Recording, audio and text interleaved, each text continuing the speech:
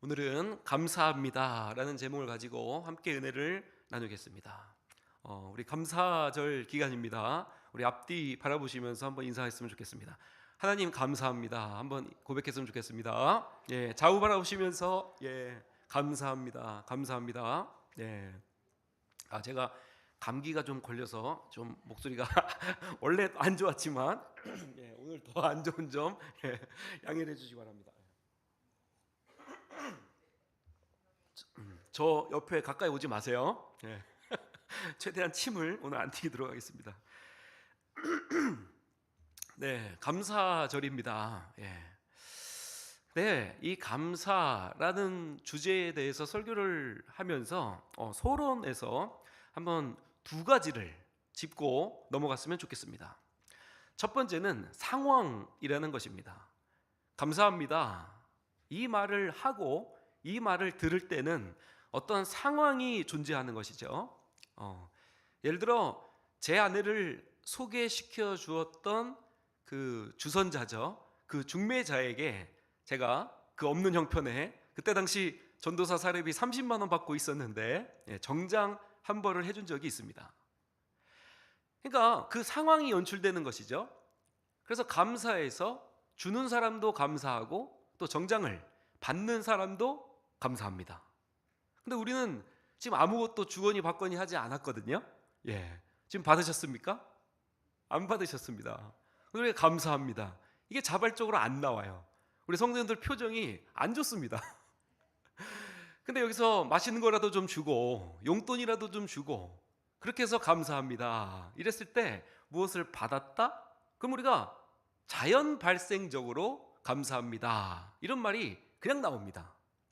이것을 자연적인 감사, 또 일반 은총 속의 감사, 그리고 초등학생도 누구나 다 할 수 있기 때문에 기초적인 감사라고 이야기합니다. 이게 첫 번째 우리가 싱크해야 될 부분이 바로 상황이다 이것입니다. 자, 두 번째는요, 강제입니다. 강제. 자, 받은 것이 없습니다. 이용준 목사가 감사합니다 한번 고백하겠습니다. 감사하는 것이 없어요.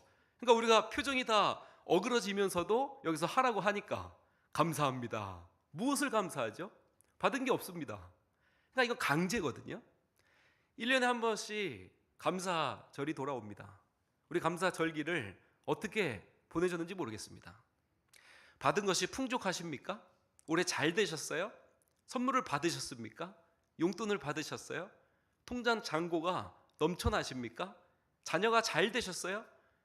건강해서 아픈 것이 더욱더 건강해져서 하나님께 감사의 제목들이 넘쳐나십니까? 우리가 보통 그럴 수도 있고 아닐 수도 있다라고 한다는 것입니다. 설상 아니라고 할지라도 감사절기는 때마다 다가옵니다. 감사하라고 합니다. 범사에 감사하라. 이것이 하나님의 뜻이니라. 하나님의 명령이래요. 명령합니다. 강제합니다. 억압합니다. 당위성으로 찍어 누릅니다. 요즘 시대에서 이 강제성이 먹힐까요? 요즘 강제성이 먹히지 않습니다. 실화인데요, 이 감사를 강요하는 교회를 저는 만나봤습니다. 한 1,500명 전도되는 교세였고 가정 수로 따지면 한 4,500명 정도 되는 가정이었습니다. 근데 이 감사를 강요하는 것이죠. 교역자들이 한 달 내내 이 1,000번째 한 가정당 1,000개의 봉투를 이제 쇼핑백에 담는 작업을 했습니다. 그래서 그것을 직접 신방을 가서 한 가정당 1,000개의 감사 헌금을 하라고 봉투를 전달하는 사건이 있었습니다. 그것뿐만이 아니고요, 선십일조 제도, 선십일조라고 혹시 들어보셨습니까? 성경 많이 보셨죠? 성경에 선십일조라는 제도가 있습니까? 감사를 11조를 강요해요. 10억이 벌고 싶습니까? 그러면 1억을 먼저 선십일조, 1억을 먼저 11조를 내세요. 그러면 하나님께서 차고 흔들어 부어 넘치도록 주실 것입니다. 하나님을 시험해 보세요. 이렇게 주장을 하는 것입니다. 강제입니다. 강요입니다. 상황을 그렇게 만들어가는 것이죠. 저랑 같이 갔던 동료 목사님은 2천만 원 대출을 받아서 선십일조를 냈습니다. 지금도 그 교회에서 사역하고 있어요. 여러분 어떻게 생각하십니까? 그 상황과 강제라고 하는 두 가지 키워드 속에서 우리의 감사의 조건을 한번 대입해 봤으면 좋겠습니다. 요즘에는 감사하지 못하는 사회입니다. 이게 이해받아야 감사하거든요. 옛날에 군사정권 때는요, 감사해라, 뭐 군대도 그렇잖아요. 돌격 앞으로 그러면은 전부 다 yes sir 이러고 전부 다 갔습니다. 요즘은 어떻게 할까요? 요즘 군대에서 돌격 앞으로 이러면 우리 친구들 어떻게 하는지 아십니까? 잠시만요. AI 좀 검색해 보고요. 검색해 봅니다. 지금 당장 돌격을 하면 총알이 빗발치기 때문에 제가 죽을 것으로 높은 확률이 발생되게 됩니다. 그리고 또 우리 병사들은 이렇게 질문을 하는 겁니다. 왜 저한테만 돌격하라고 하십니까? 왜 장군님은 돌격 안 하십니까? 요즘 우리 젊은 사람들은 이렇게 이야기합니다. 명령이 통하지 않습니다. 강제가 통하지 않습니다. 설상가상 감사하지 못하는 우리 세대, 사실 한 명이 감사 안 하고 두 명이 감사 안 하고 이건 상관이 없습니다. 근데 전체가 감사 안 하고 이것이 문화가 되고 트렌드가 되면 이거 큰 사회적 문제를 낳고 있거든요. 요즘 시대 사람들 감사를 할까요? 한번 자료를 보여주세요. 이게 감사절 주일에 나온 따끈따끈한 자료입니다. OECD 회원국 자살률이죠. 한국이 단연 1위입니다. 한국은 지난 인류의 역사를 통틀어서 또 통계학이 발달된 이래로 늘 1위를 달리고 있습니다. 근데 저는 이 기사가 감사절 그 주일에 나온 기사인데 그 다음 한번 사진을 보여주세요. 이것에 놀란 것이죠. 10대 사망률 1위가 자살입니다. 20대 자살입니다. 30대 자살입니다. 40대까지, 그러니까 다음 세대, 청년 세대, 다음 세대 우리가 목회해야 될 이 현장은 감사하지 않을 뿐만 아니라 살고 싶은 생각이 전혀 없는 시대를 우리가 마주하고 있습니다. 이게 현실이라는 거예요. 그럼 어떻게 설교를 해야 되겠습니까? 우리끼리 감사하고 교회 내에서 우리끼리 축제하면 되겠습니까? 아니면 이 복음이라는 것을 가다 놓지 않고 우리 교회 문턱을 낮추고 우리 교회 지붕 뚜껑을 열어서 그 복음의 빛을 이 세상 속에 비추고 죽어가는 저 백성들에게 살 맛이 없다고 죽고 싶다고 외쳐대는 우리 한국 사회들에게 감사의 조건을 복음의 빛으로 비출 수 있는 교회가 되기를 소망하는 것이죠. 이게 우리 다음 세대의 목회의 당면한 과제입니다. 구원이라고 하는 것은 사실 물에 빠진 사람을 건지다, 이런 뜻을 내포하고 있습니다. 그러니까 우리가 구원받은 사람이라고 한다면 그들, 이 한국 사회 속에서, 이 지역 사회 속에서 우리가 그들을 위해서 복음을 전하고 구원으로, 감사로 인도해야 될 줄 믿습니다. 오늘 그래서 이 두 가지 키워드를 다루고 싶은 것이죠. 요즘 세상은 죽을 맛 나는 세상입니다. 살맛 난다고 이야기하지 않습니다. 우리가 지난주에 교회에 무엇을 담갔습니까? 김치 담갔죠? 맛이 어떠셨습니까? 너무 맛있었죠? 밥맛 납니다. 밥맛이 막 나요. 너무 맛있습니다. 살맛이 나요. 교회 올 맛이 납니다. 예배 드릴 맛이 납니다. 감사할 맛이 납니다.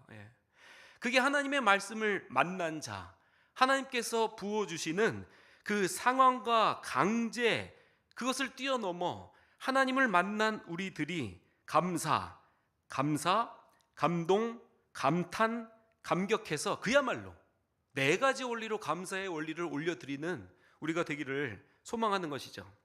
그래서 오늘은 이런 주제를 가지고 우리가 어떻게 하면 감사할 수 있을까? 성경 전체에서 맥락을 살펴보고 감사합니다, 오행시로 한번 은혜를 나누기를 소망합니다. 첫 번째, 감정이 아닌 믿음의 반응입니다. 우리 하박국 말씀 함께 보겠습니다. 하박국 말씀 3장 17절 18절 말씀 시작. 비록 무화과 나무가 무성하지 못하며 포도나무에 열매가 없으며 감람나무에 소출이 없으며 밭에 먹을 것이 없으며 우리의 양이 없으며 외양간에 소가 없을지라도 나의 구원에 하나님으로 말미암아 기뻐하리로다. 아멘. 우리가 잘 알고 있는 말씀이죠.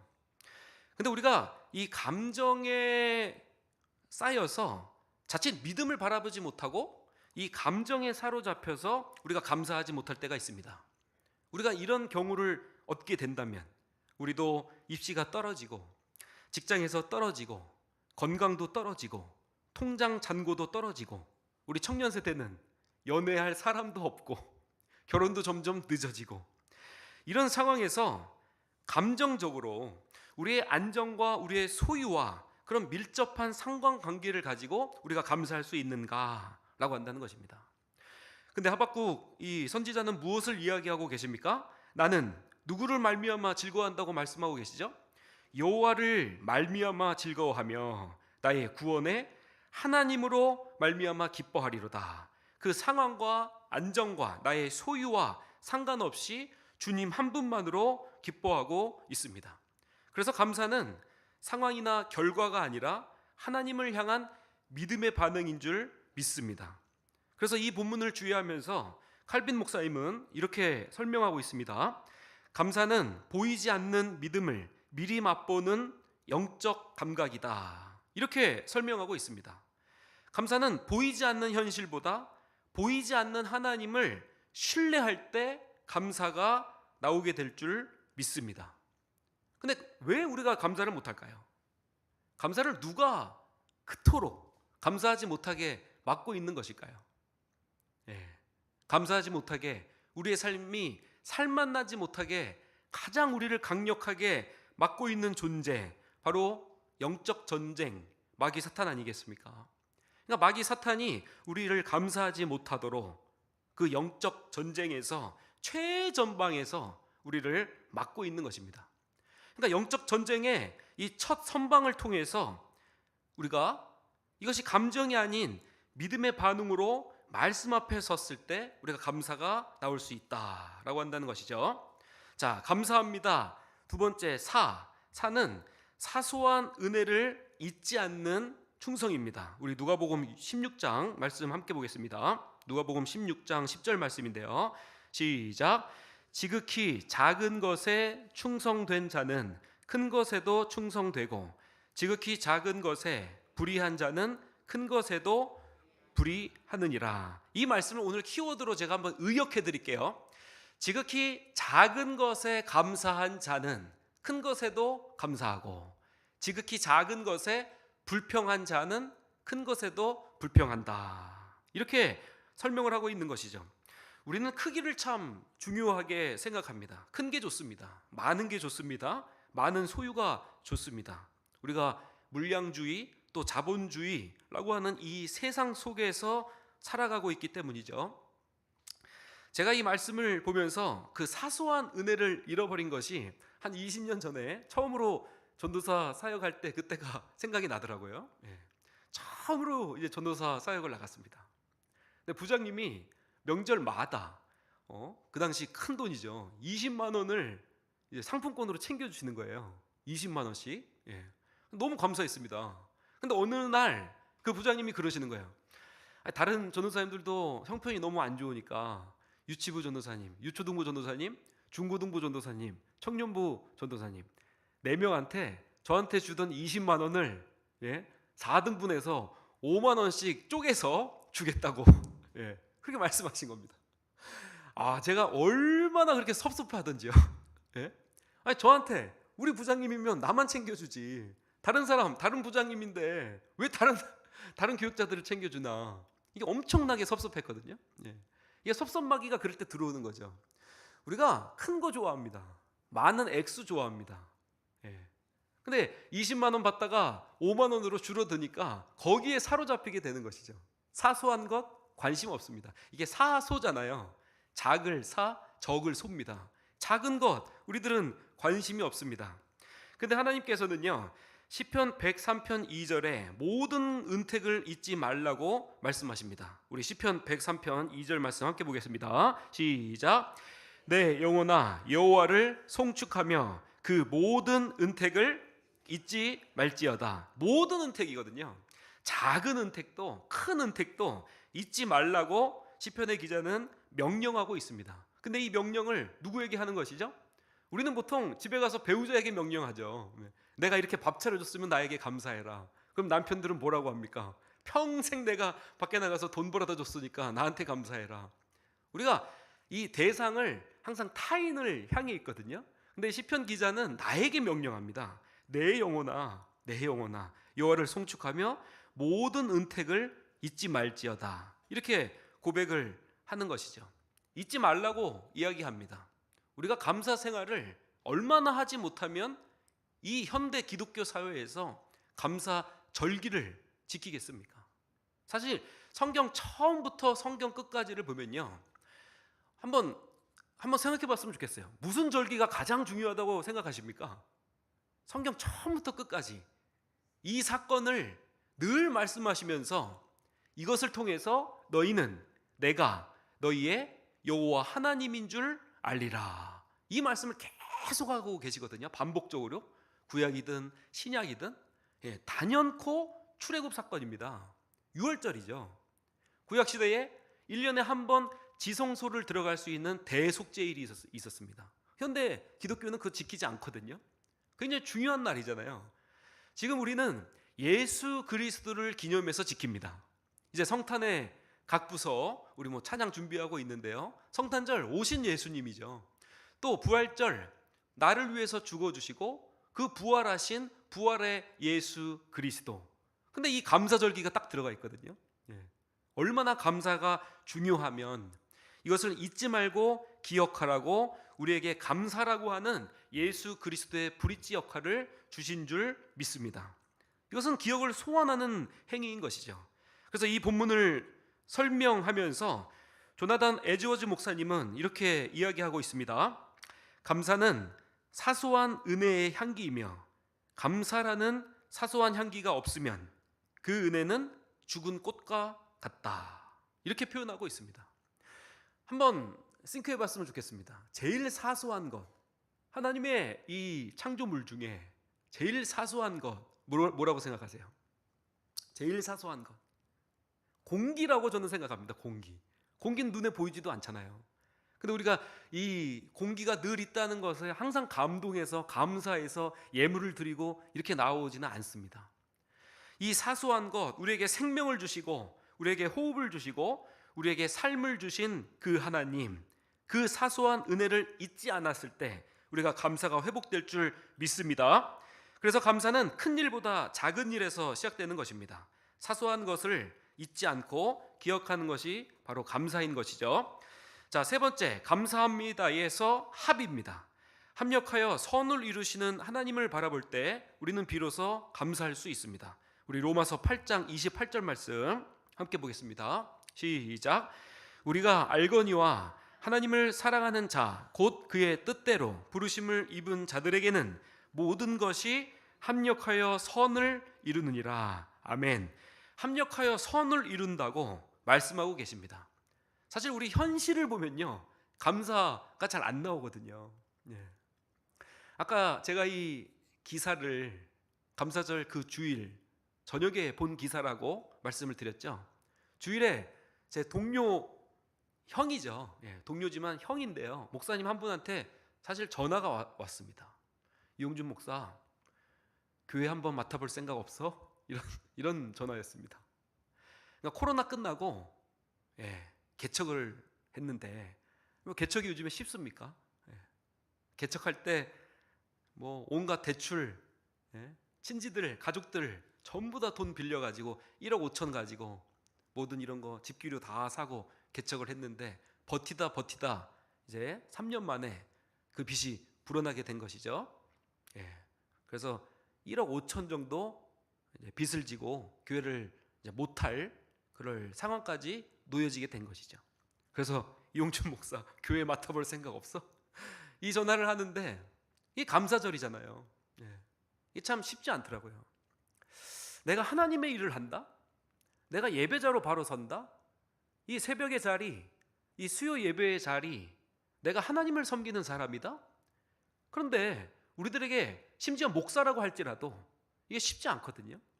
이 상황과 현실을 보게 되면 감사의 이 조건들, 감사의 기도, 감사를 올린다는 것, 이거 쉽지 않습니다. 성경에서 누가 그랬을까요? 물론 많은 사람이 그랬지만 우리는 요셉을 기억하고 있습니다. 요셉은 형제들에게 팔려갔습니다. 그 상황 속에서 어떻게 감사를 올려드릴 수 있을까요? 감옥에 갔습니다. 그 감옥에서 무엇을 감사할 수 있었을까요? 우리 같았으면 원망과 분노 속에서 늘 칼을 갈고 잡히면 죽이리라 막 분노하지 않았겠습니까? 근데 요셉은 그러지 않았다는 것입니다. 꿈을 해석하게 하시고 거기서 총리로 세워주시고 나중에 형제들을 만났을 때 뭐라고 고백합니까? 하나님이 합력하여 선을 이루시는 하나님이 나를 형들보다 먼저 이곳에 보내주셨나이다, 이렇게 고백을 하는 것이거든요. 이것이 현재 우리가 속해 있는 그런 암담한 현실 속에서 우리 형님 목사님처럼 열심히 주의 길을 걷겠다고 하지만 빚만 1억 5천 남은 그 상황 속에서도 우리는 알지 못하지만, 그 상황 속은 알지 못하지만 결국에 하나님께서 우리를 살펴주시고 합력하여 선을 이루시는 하나님을 볼 때, 결국에 우리의 눈을 들어 우리의 현장과 우리의 현실과 답도 없는 이 세상을 바라보지 않을 때, 믿음의 눈을 바라볼 때 우리에게 주시는 하나님의 말씀인 줄 믿습니다. 우리가 새벽에 계속해서 보고 있는 말씀도 동일하죠. 계속해서 역대기를 봤습니다. 에스라를 봤습니다. 이제 느헤미야 학개를 보고 있죠. 성전 재건의 역사도 마찬가지입니다. 우리가 포로기인 상황 속에서도 이스라엘 백성들은 무엇을 기대했을까요? 그냥 단순히 포로기에서 해방시켜 주세요, 뭐 그런 것만 고대하고 기도하지 않았을까요? 그 포로기인 상황 속에서, 찢기고 뜯긴 상황 속에서, 나라를 잃은 상황 속에서 무엇을 감사할 수 있었을까요? 근데 종교 개혁자들은 전부 다 가장 먼저 감사, 찬양을 회복하거든요. 그게 종교 개혁이고 그게 예배의 개혁으로 무브먼트로 그게 일어나거든요. 그래서 전부 다 찬양합니다. 찬양합니다. 감사합니다. 그랬을 때 이스라엘 백성들은 할 수 없는 일을 하나님께서는 이방인을 들어서도 하나님의 이 선한 일을 합력하여 선을 이루게 하십니다. 고레스라고 하는 칙령을 내려서, 또 방해꾼들이 많이 있을지라도 총독 다뜨네를 하나님이 또 사용하셔서, 그리고 다리오에게 이 상소문을 올리고, 또 고레스 칙령이 다리오 칙령으로 현지화돼서 이 성전 공사가 완성할 수 있는 것이죠. 이 본문을 주의하면서 우리 칼빈 목사님은 또 이렇게 이야기를 하고 있습니다. 우리 함께 보겠습니다. 감사의 눈은 부분이 아닌 전체를 바라보게 한다. 섭리는 운명의 기계가 아니라 구원을 위해 합력하여 선을 이루시는 아버지의 섬세한 손길이다. 감사의 눈은 부분이 아닌 전체를 바라보게 한다고 칼빈 목사님은 설명하고 있거든요. 사실 그 형님 목사님의 전화를 받고 나서 무슨 말을 할 수 없었습니다. 그냥 전화기 붙잡고 우는 것밖에는 할 수 없었던 것 같아요. 하나님의 뜻이 있을 거야, 형 힘내 라는 말밖에는 할 수 없었어요. 우리는 지금의 현재의 고난을 이해하지 못합니다. 현실의 옥에 갇힌 상황, 바벨론 포로기 상황을, 이 현실을 이해하지 못할 때가 많이 있습니다. 그러나 부분을 넘어서 하나님의 우주적인 섭리 전체를 바라보게 할 때, 합력하여 선을 이루시는 하나님을 바라볼 때 비로소 감사를 회복시켜 주실 줄 믿습니다. 그래서 감사는 미완성의 현실 속에서도 완성하실 하나님을 믿는 신앙의 고백인 줄 믿습니다. 감사합니다의 니죠. 니도 내도 아닌 하나님 한 분만으로 감사할 수 있습니다. 우리 고린도전서 15장 10절 말씀인데요. 우리 함께 보겠습니다. 시작. 내가 나된 것은 하나님의 은혜로 된 것이니 내게 주신 그의 은혜가 헛되지 아니하며 내가 모든 사람보다도 더 많이 수고하였으나 내가 한 것이 아니요 오직 나와 함께 하신 하나님의 은혜로라. 아멘. 하나님의 은혜라고 이렇게 이야기하고 있습니다. 우리가 자녀가 잘 되면 전부 다 내 탓이라고 하잖아요. 자녀가 잘 되면 나를 닮아서 그렇다 이렇게 이야기하고, 자녀가 사고 치면 뭐라고 얘기합니까? 당신 닮아서 그렇다고. 탓을 전부 다 넘기죠. 우리가 사람 탓하기를 좋아합니다. 근데 우리들의 인생에서는요, 이게 사람 탓이 아니고 내 탓도 아니고 네 탓도 아니고 하나님께서 내가 살아갈 수 있는 은혜를 주시는 것은 하나님의 은혜다고 말씀하고 있습니다. 이게 우리가 지금 얘기하고 있는 또 칼빈주의, 우리가 속한 개혁주의의 핵심인 것이죠. 은혜 중심 신학입니다. 하나님 중심 사상입니다. 이것은 사람을 의지하지 말라는 것이죠. 이 말씀을 제가 90년대 사랑의 교회 오카노 목사님 설교를 들은 적이 있어요. 오카노 목사님이 이 부분을 이렇게 설명하셨더라고요. 은혜는 감사와 비례한다. 세상 사람들은 선물을 받아서 조건적 감사를 하지만 신자들은 이미 주신 그리스도로 인해서 감사한다. 이런 말씀을 제가 적어놓고 많이 울었던 것이 생각이 납니다. 요즘 간증 많잖아요. 뭐 유튜버들도 많고, 성경에서 요즘에도 어떤 기도회를 하고 있죠. 근데 간혹 가다가 보면요, 이게 뭐 성공 스토리인지 간증인지 헷갈릴 때가 있습니다. 나를 자랑하는 사람도 있고, 이렇게 살았다가 비포에서 애프터의 인생을 살게 하셨다, 막 잘된 거, 영웅담, 성공담, 막 이런 거 간증하시는 분들도 많거든요. 근데 오늘 말씀에 니도 내도 아닌 하나님 한 분만으로 감사할 수 있다고, 모든 것이 하나님의 은혜라고 말씀해 주십니다. 그래서 우리가 성공 스토리식의 간증을 주의해야 될 줄 믿습니다. 은혜는 내가 한 것이 아니라 하나님이 하신 것이라는 그 깨달음의 자리에서부터 시작되는 줄 믿습니다. 그래서 은혜는 감사의 뿌리이다, 이렇게 설명하고 있는 것이죠. 이 한 문장이 우리의 신앙의 결론이 되기를 소망합니다. 우리가 처음에 우리가 서로 인사했던 것처럼 우리들의 신앙의 결론은 하나님 아버지 감사합니다, 모든 것이 주님의 은혜입니다. 이 놀라운 고백이 날마다 우리들의 매일의 삶 속에서 넘쳐나길 소망합니다. 자, 마지막 감사합니다. 이 마지막 다는 다 잃어도 예수 한 분이면 충분합니다. 우리 빌립보서 3장 8절 말씀인데요, 우리 함께 읽겠습니다.